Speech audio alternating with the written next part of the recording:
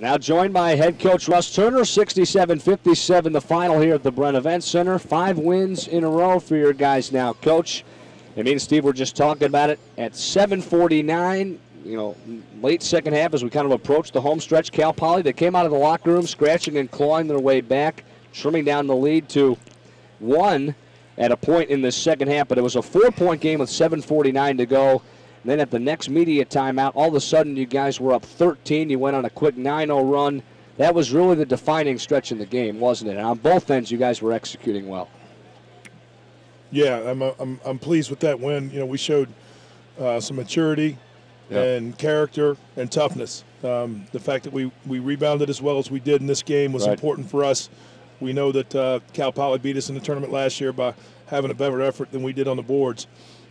We took care of the ball and handled it strong, and we stepped up and made the shots that were there for us. I was pleased with, obviously, with Travis's performance. That's what we expect from him. When he has open shots, he typically makes them. And I got to say something about Will Davis's offensive assertion. He wasn't as much of a factor in the first half, but in the second half, he was a dominant player. And when we get that type of effort across our roster, we're pretty tough to beat, because I thought in the first half Mike Best played really well. In the second half, Dominique Dunning played really well. Giannis gave us some good minutes in the first half.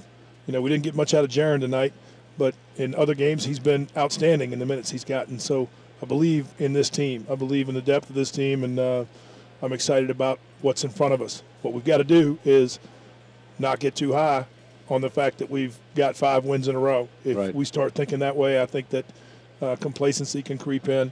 What we've been able to benefit from, I think, is these guys' intellect, and I think they understand that, but it's human nature to start to let up, I guess. I want to build confidence in our ability to make runs, and for most of this game we controlled it and we imposed our will, and that's what I expect us to be able to do.